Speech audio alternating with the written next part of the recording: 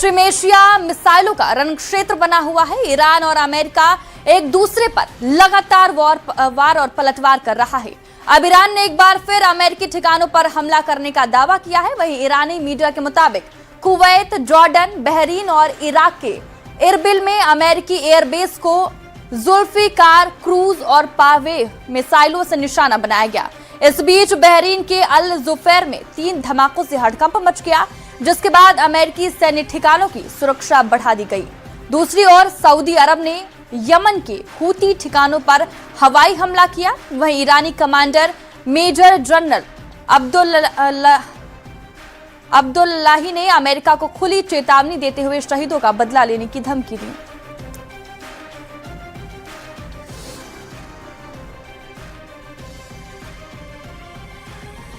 Iran युद्ध अब पूरी तरह से पूर्ण युद्ध में बदलने लगा है। ट्रंप ने सीधी धमकी दी है कि हम ईरान को पूरी तरह से मिटा देंगे। ट्रंप ने यहां तक दावा किया है कि अमेरिकी वायुसेना ईरान के परमाणु ठिकानों को पूरी तरह मिटाने वाली है। इधर ईरान ने दावा किया है कि अगर अमेरिका ने फुल स्केल वॉर किया तो हम अरब देशों को तबाह कर देंगे।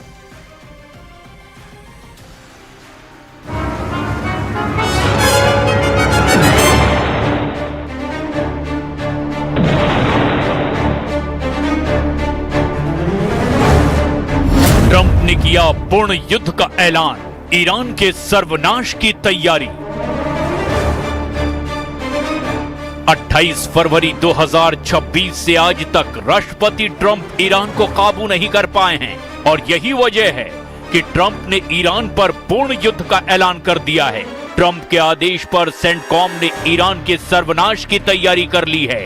वहीं दूसरी तरफ ईरान ने अपने ड्रोन, अराश और सेजल मिसाइल से पूरे अरब में युद्ध के आपातकाल जैसे हालात पैदा कर दिए हैं। पश्चिम एशिया से इस वक्त की सबसे बड़ी और खौफनाक खबर भी सामने आ रही है। अमेरिका और ईरान के बीच जारी जंग को 13 दिन हो चुके हैं। बीती 13 रातों की भीषण बमबारी ने पूरे मिडल ईस्ट को बारूद के ढेर पर ला खड़ा किया है। हॉर्मुज की खाड़ी से लेकर जॉर्डन के रेगिस्तान तक, कुवैत के एयरबेस से लेकर ईरान के बंदरगाहों तक आसमान से सिर्फ मिसाइलें बरस रही हैं और जमीन पर सिर्फ तबाही के निशान दिखाई दे रहे हैं।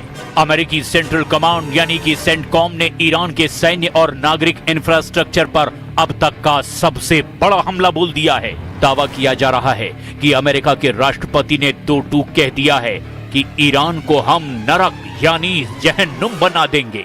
ईरानी क्रांति गार्ड्स यानी IRGC ने जॉर्डन और कुवैत में मौजूद अमेरिकी ठिकानों को बैलिस्टिक मिसाइलों और सुसाइड ड्रोन से निशाना बनाया।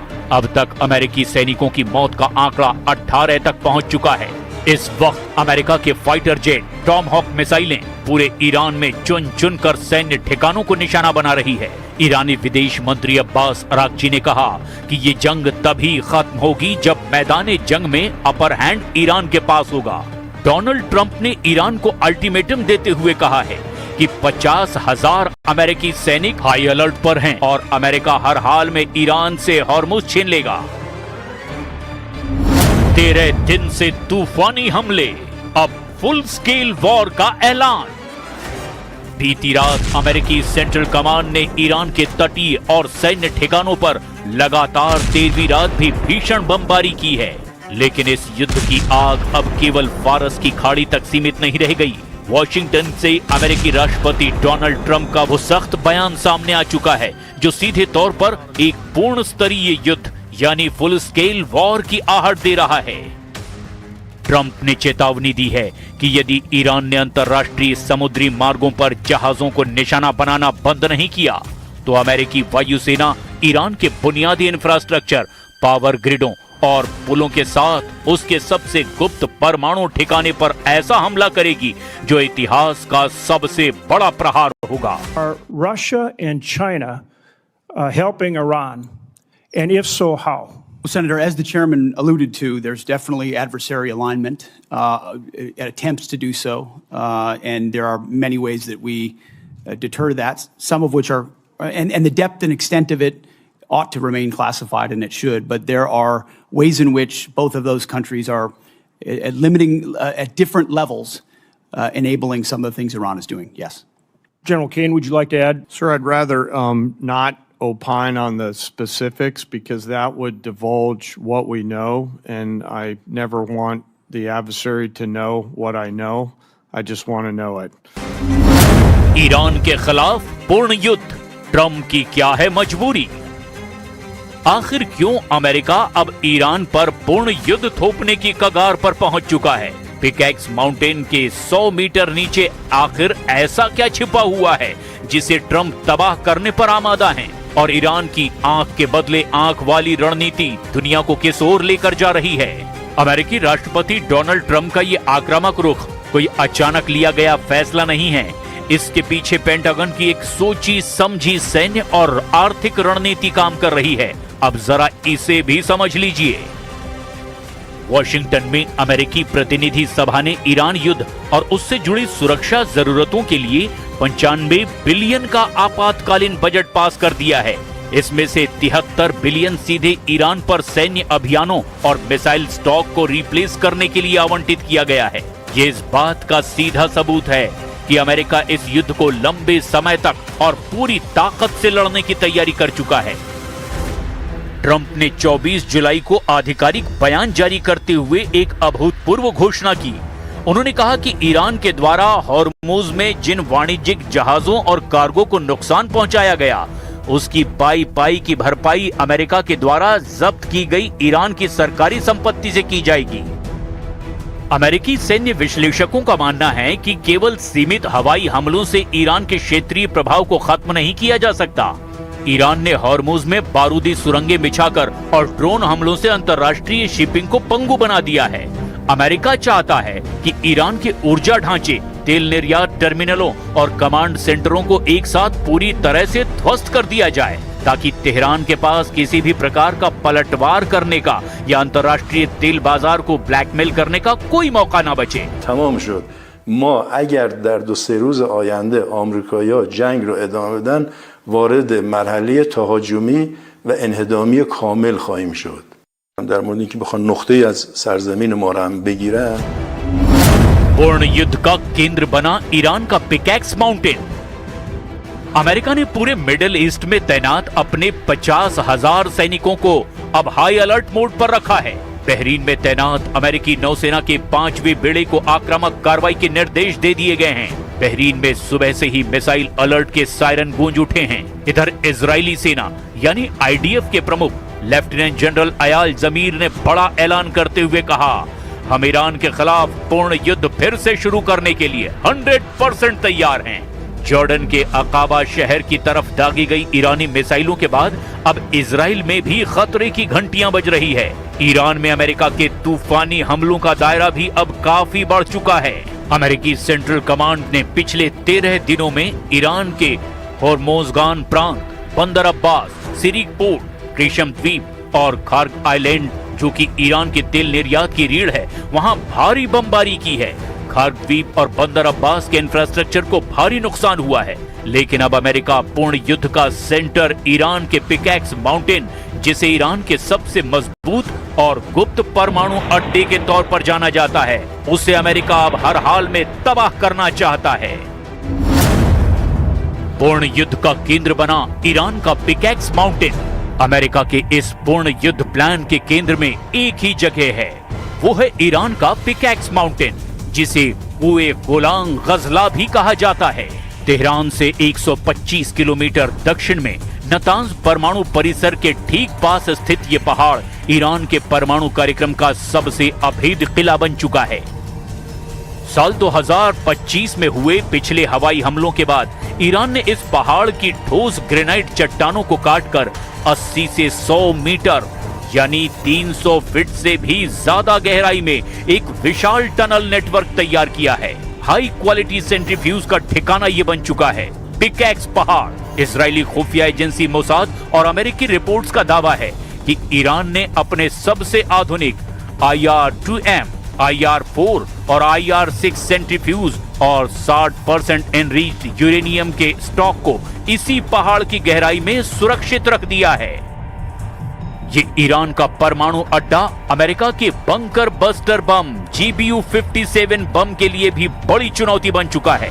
अमेरिका का सबसे शक्तिशाली bunker buster bomb GBU-57 MOP केवल 60 मीटर तक ही कंक्रीट और चट्टानों को भेज सकता है। राष्ट्रपति ट्रंप ने ओवल ऑफिस से सीधे संकेत दिया कि अमेरिकी वायुसेना बहुत जल्द इस क्षेत्र पर बड़ा प्रहार कर सकती है। हालांकि रणनीतिकारों का मानना है कि इतने गहरे ठिकाने को नष्ट करने के लिए अमेरिका को लगातार एक ही जगह पर कई बंकर बस्टर प्रहार करने होंगे या सुरंगों के प्रवेश द्वारों या वेंटिलेशन शाफ्टों को निशाना बनाकर इसके संचालन को ठप करना होगा। अरब पर ईरानी हमले, आंख के बदले आंख। डोनाल्ड ट्रंप की धमकियों और पिकैक्स माउंटेन पर हमले के खतरे के बीच 24 जुलाई की सुबह ईरान की तरफ से भी एक विध्वंसक पलटवार देखने को मिला। ईरानी सेना और रिवोल्यूशनरी गार्ड्स यानी कि IRGC ने ऐलान किया कि वो अमेरिकी हमलों के सामने चुप नहीं बैठेंगे। ईरान ने अपनी आंख के बदले आंख वाली नीति के तहत मध्य पूर्व में अमेरिकी बेस पर चौतरफा ड्रोन हमले शुरू कर दिए हैं। 24 जुलाई तड़के ईरान ने आराश कामिकाजे ड्रोनों से बहरीन स्थित अमेरिकी वायुसेना के ईसा एयर बेस पर जबरदस्त हमला किया। हमले में बेस के फ्यूल टैंक, गोला बारूद के डिपो और बैरकों को निशाना बनाया गया। बहरीन में सायरन की तेज गूंज सुनाई दी और नागरिकों को सुरक्षित बंकरों में जाने की सलाह दी गई। जॉर्डन में मौजूद अमेरिकी बेस पर भी ईरानी ड्रोनों ने जबरदस्त हमला करके एयरक्राफ्ट हैंगर्स और रखरखाव परिसरों को निशाना बनाने का दावा किया। ईरान की सेना ने कुवैत के कैंप उदायरी, कैंप दोहा और अली अल सालेम एयर बेस पर भी जबरदस्त ड्रोन हमले किए। ईरानी रक्षा कमान खातम अल अंबिया ने 2 टूक शब्दों में कहा कि मध्य पूर्व में मौजूद हर वो अमेरिकी सैन्य ठिकाना जिसका इस्तेमाल ईरान पर हमलों के लिए किया गया, वो तेहरान के लिए एक वैध सैन्य लक्ष्य बन चुका है।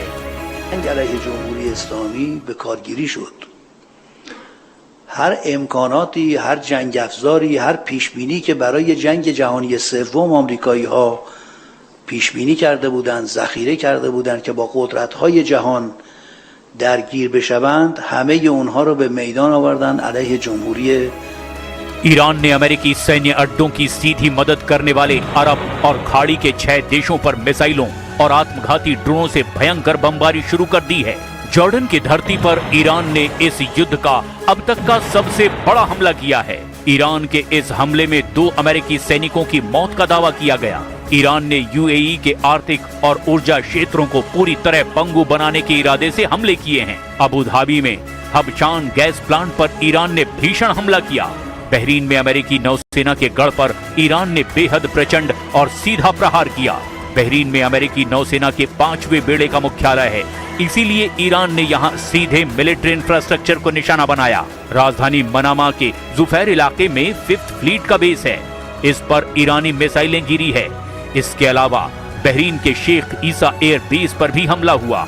बहरीन की सबसे बड़ी टेलीकॉम कंपनी के रडार और अमेरिकी पैट्रियट एयर डिफेंस के मिसाइल एंटीना को भी निशाना बनाया गया।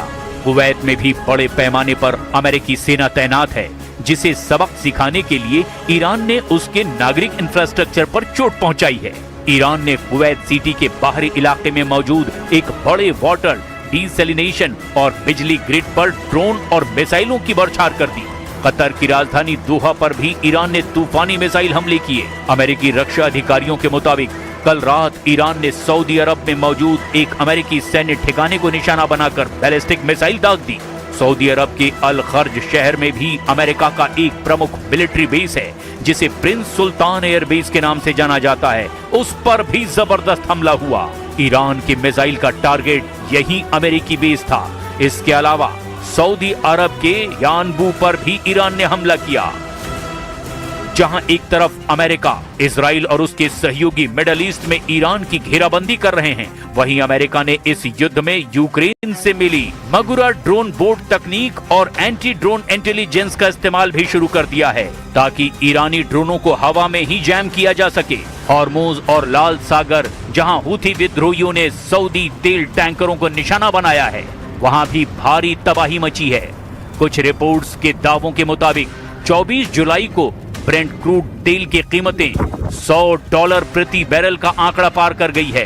वैश्विक ऊर्जा संकट गहराने के डर से एशियाई और अमेरिकी शेयर बाजारों में भी भारी बिकवाली देखी जा रही है। अब ऐसे हालात में अगर ट्रंप पूर्ण युद्ध करते हैं तो भयंकर तबाही तय है।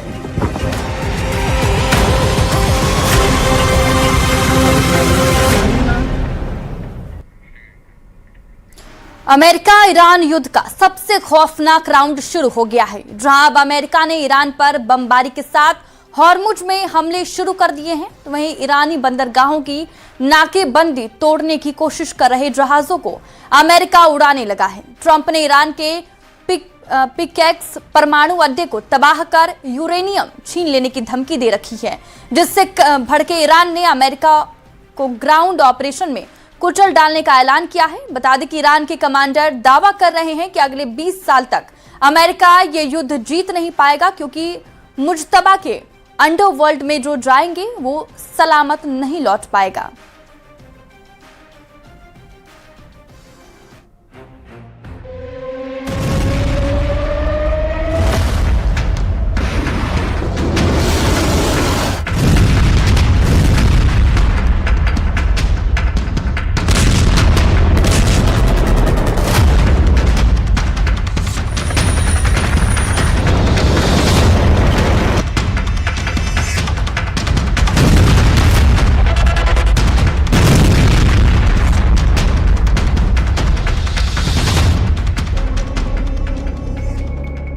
Very tough to watch, to be honest with you. Very tough. I think it's the toughest thing I do. If anything I do all this stuff, but I think it's the toughest thing I do.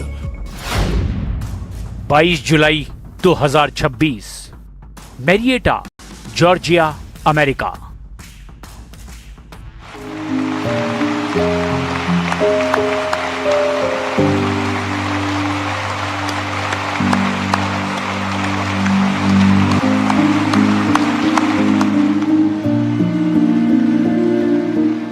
ये सम्मान समारोह था। अमेरिकी सैनिकों की बहादुरी को सलामी देने का मजमा लगा था, लेकिन मंच पर ट्रंप का वही पुराना तेवर था।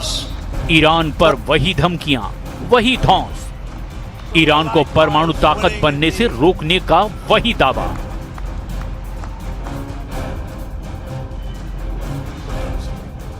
We don't need the Hormuz Strait, but we do it because we have to do it, because we cannot let Iran have a nuclear weapon. It's very simple. They're getting hit so hard, and they want to make a deal. But I say they're not ready to make a deal, because every time they make a deal, they want to change it and everything. They're not ready. They'll be ready very soon. Trump की बातों पर खूब तालियां बजी, लेकिन जैसे ही उन्होंने lieutenant Tyler फीहन के परिवार का रुख किया, माहौल बदल गया।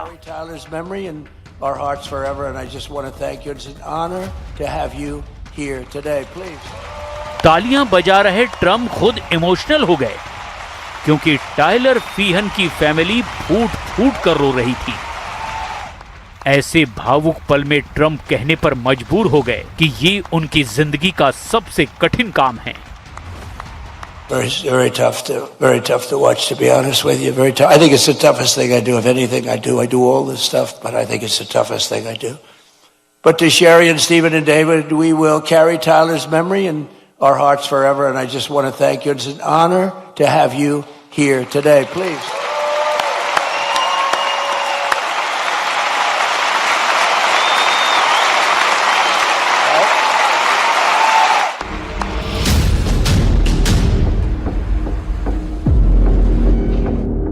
ये उस अमेरिकी सैनिक का परिवार है जिसकी मौत ईरान युद्ध में हुई है।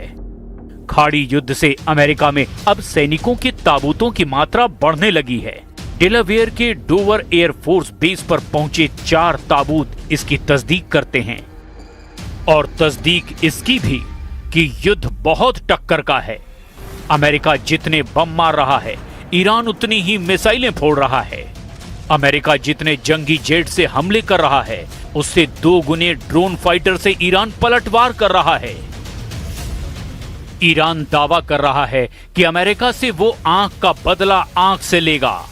खाड़ी देशों में अमेरिकी सैन्य अड्डों को बमबारी करके दहलाने के बाद ईरान ने ऑयल रूट वाला हमला तेज कर दिया है।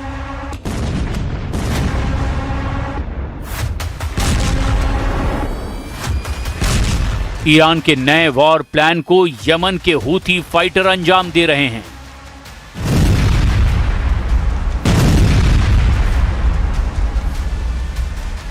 हूथी लड़ाकों ने सऊदी अरब के तेल जहाजों पर भयानक हमला किया, जिससे युद्ध का नया फ्रंट बन गया। लाल सागर में सऊदी अरब के 2 तेल टैंकरों पर अटैक हुआ है। एक था एंसीलिया और दूसरा था लैला। दोनों पर हूथी ने तब हमला किया जब वो लाल सागर में थे और बाब अल मंदेब की तरफ बढ़ रहे थे। दोनों पर बैलिस्टिक और क्रूज मिसाइलों से हमला किया गया। हूथी मिलिशिया ने इसे ब्लॉकेड के खिलाफ ब्लॉकेड वाला हमला बताया, क्योंकि सऊदी अरब ने भी हूथी के हिस्से वाले यमन के खिलाफ नाकेबंदी की हुई है। ना वहां समुद्री जहाज जा सकता है, ना ही विमान उतर सकता है, और ऐसा पिछले 1 दशक से हो रहा है। إن القوات المسلحة اليمنية ستواصل عملياتها البحرية ضد العدو السعودي، وإنها مستمرة في فرض معادلة الحصار بالحصار، وتؤكد للعدو السعودي أن أي حماقة أو عدوان يستهدف به بلدنا فسيقابل بعمليات كبيرة في عمق أراضيه، وستكون عواقبها عليه وخيمة بإذن الله وقوته। हॉर्मुज बंद होने के बाद सऊदी अरब अपना तेल पश्चिमी छोर से निर्यात कर रहा है, लेकिन सवाल यह है अब क्या होगा। सऊदी अरब ईस्ट वेस्ट पाइपलाइन के जरिए यानबू बंदरगाह तक तेल पहुंचाता है। इसे पेट्रोल लाइन भी कहते हैं। यानबू पोर्ट से टैंकर बाब अल मंदेब होते हुए अदन की खाड़ी और आगे एशिया की तरफ जाते हैं। इस पाइपलाइन को पेट्रोल लाइन भी कहा जाता है। सऊदी अरब का ऑयल टैंकर एंसीलिया यानबू पोर्ट से निकला। इसके बाद यह जहाज दक्षिण में जेद्दाह पहुंचा, जो यानबू से करीब 350 किलोमीटर है। इसके बाद यह बाब अल मंदेब की तरफ बढ़ा, लेकिन रास्ते में इस पर जबरदस्त हमला हुआ।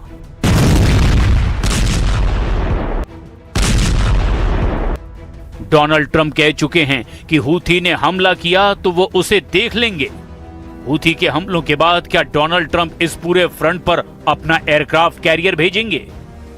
क्योंकि हॉर्मुज के पास पहले से ही उनका एक कैरियर ऑपरेशन में शामिल है, और अब ये दूसरा वॉर जोन एक्टिव हो गया है, जिसके बाद लाल सागर के कई जहाजों ने अपना रास्ता बदल लिया है। इससे पहले जब ट्रंप ने carrier battle group USS Ford को इस इलाके में भेजा था, तब एंटी शिप हमलों के डर से उसे वापस भागना पड़ा था। बाद में बताया गया कि उस कैरियर में आग लग गई थी। इससे पहले फोर्ड कैरियर पर 5000 सैनिकों की जान सांसत में आ गई थी, लेकिन अब तो ईरान अमेरिका के 50,000 सैनिकों की जान के पीछे पड़ गया है। जिन सैनिकों को ट्रंप ने खाड़ी देशों में तैनात कर रखा है, सब के सब थ्रेट पर हैं। ईरानी सेना के टॉप प्रवक्ता ब्रिगेडियर जनरल अबुल फजल शेकरची ने कहा है कि अमेरिका ने वो हथियार इस्तेमाल किया है जो उसने तीसरे विश्व युद्ध के लिए तैयार किया है, लेकिन अमेरिका इस जंग में ईरान के खिलाफ नाकाम हो गया है और अब नुकसान की बारी अमेरिका की है। ईरानी संसद के स्पीकर कालीबाफ की ट्रंप के नाम नई धमकी यही इशारा कर रही है। در نبود آمریکا تامین می شود. آقای قالیباف در این پیام با تاکید بر این که معادله این جنگ مشخص است، یا همه یا هیچ کس، گفت در منطقه‌ای که ما نفت نفروشیم کسی نفت